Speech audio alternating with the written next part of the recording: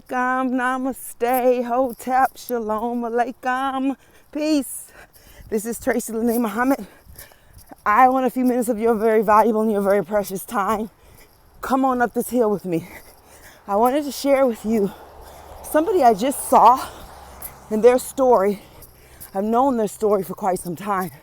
We have our first daughters are the same age. So, my daughter's 22.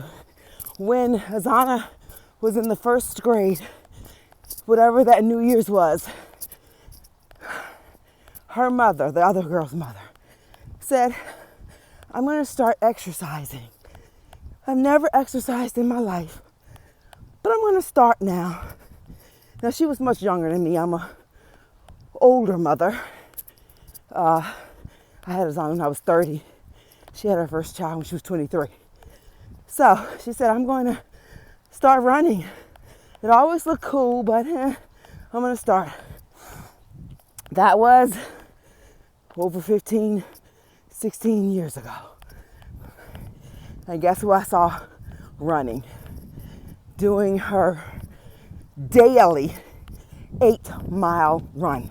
Yes, you heard me. She runs 8 miles a day, 4 days a week.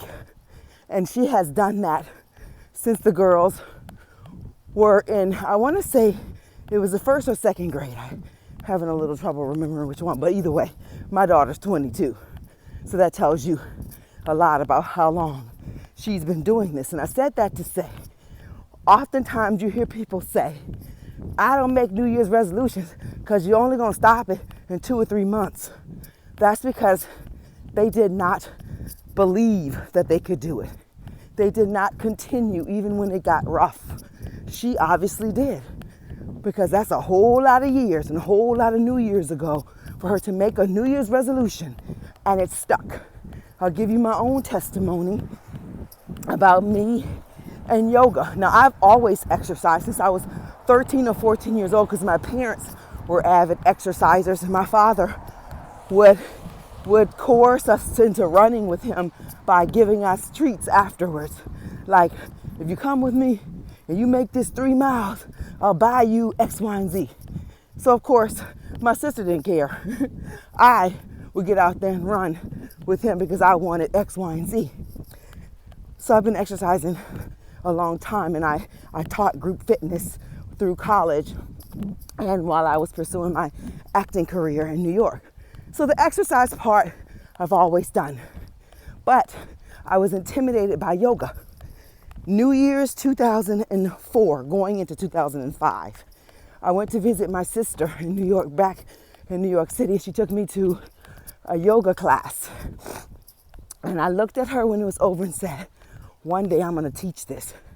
She looked at me and said, you can't just teach yoga because you came to one class, and kind of deflated my dreams.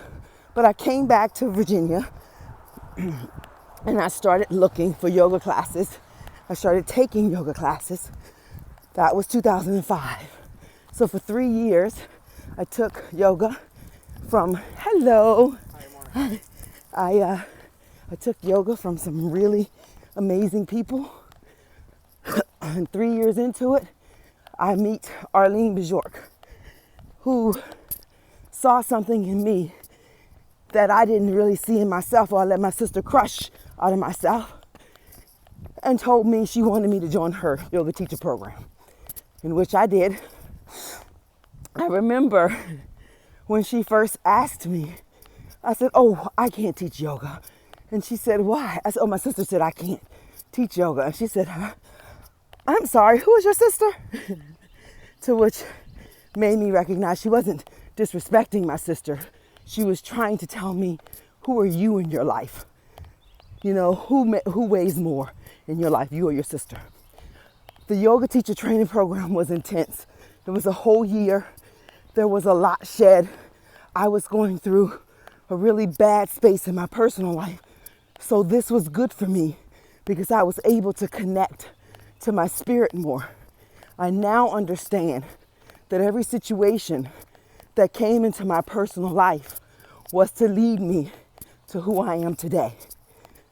But I wanted to talk about those resolutions and not allowing people to discourage you from making one. Even if you make the same one 5 years running, it's better than not making it at all. But if you make it and you put one foot in front of the other, whatever that resolution is, if it is for your highest good, you will do it if you just believe in yourself.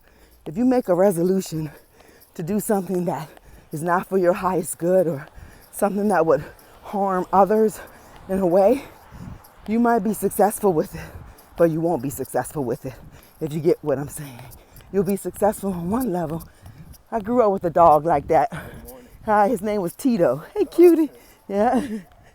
Yeah. Wasn't my dog, it was my neighbor's dog.